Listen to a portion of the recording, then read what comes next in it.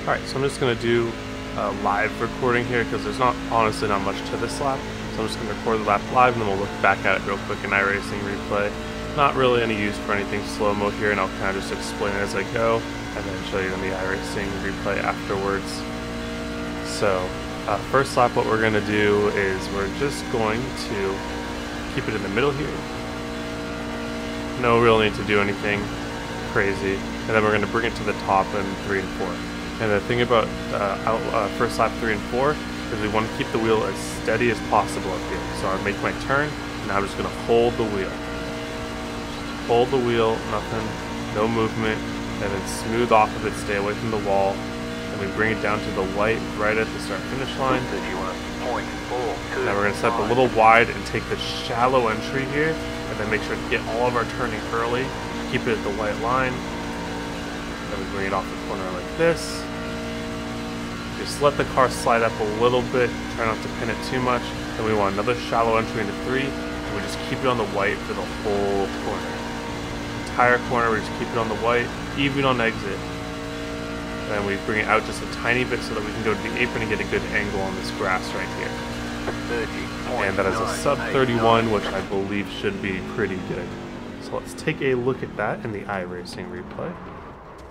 And I'll point out a couple things. So, what we are going to be doing here is, so first off is the first lap. So like I was saying, nothing crazy. Nothing crazy here, literally just take 1 and 2 however you want. Probably stay within the groove to help keep the car as balanced as possible for the rest of the laps. Then up here 3 and 4 we want maximum momentum. So you get maximum momentum in 2 ways. Driving as high as you can, but remember there's wall arrow, so we have to stay away from being too close to the wall or else it'll drag us. So I like to keep my lefts right on the seam, find a nice little middle ground between running high and not getting sucked by the wall. And then the other thing is minimizing your steering inputs. So you see throughout this corner my steering inputs are extremely minimal. And then smooth off. And that's how we are able to carry our speed to the line. We're able to get 178 at the line, which I think is pretty darn good in the fixed set. So that's what you're looking for, 178 at the line. And then here we go. So you want to set up a little bit wide, but not too wide, because the wider you set up, the more time you're going to lose by being able to shortcut the bottom on the inside. So in a perfect world, if you could stick the white line like all the way around without sliding your tires, then that's probably the fastest. But I find this about 1 lane up to be the easiest to stick it to the white and not lose any of the tires. So you see how quickly I had to turn the wheel?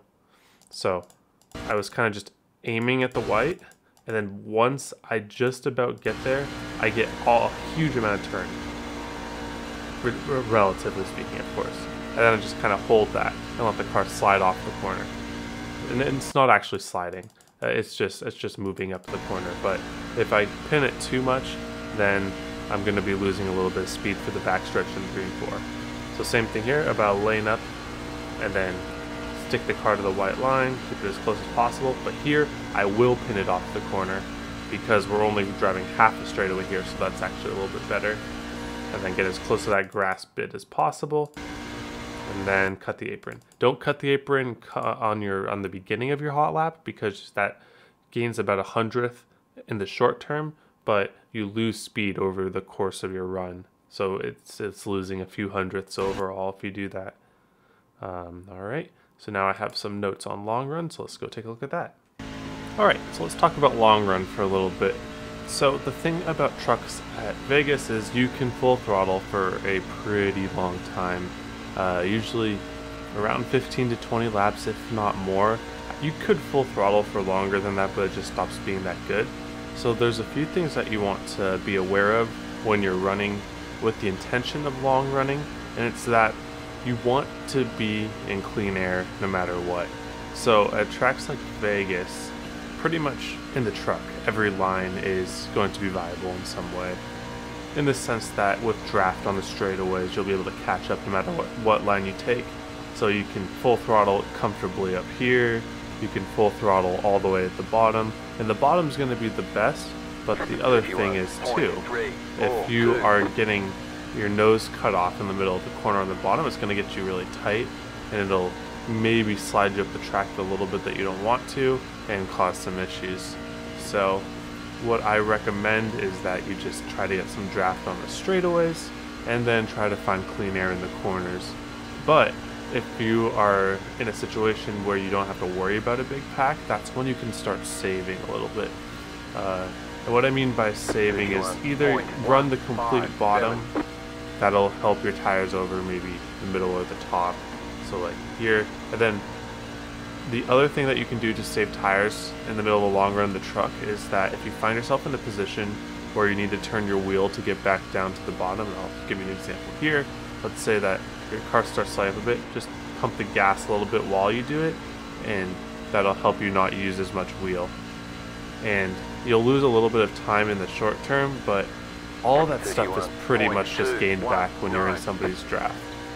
Then clean air as the leader, you want to be trying to make sure that you keep the guy behind you in your line in the corners, and then not particularly in your draft on the straights. I wouldn't recommend super weaving because the straightaways just aren't long enough for that to be good. But the bottom line is going to be the strongest if you're the leader, for sure. But then you get to a point where maybe somebody gets under you. Don't run the very top because they can clear you. I would maybe squeeze them a little bit. It's actually probably too low. I don't think you can fit a car under there. But if you slightly squeeze a guy that gets to your inside, then they're not going to be able to clear you and clear up to the wall, and that'll kind of hurt their momentum.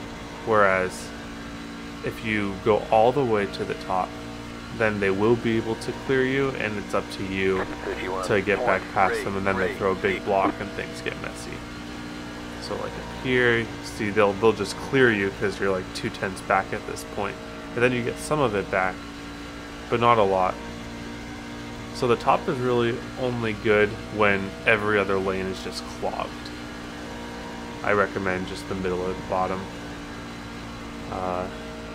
Yeah, and that's all there really is to it. When you want to save, just make sure you're on the bottom and make sure that maybe you're breathing a little on the throttle in place of turning your steering wheel. Maybe you can breathe a little bit on entry on the bottom and then get back into it. That starts getting pretty good a few laps in. I definitely would say take the first few laps full out because of how crazy restarts get.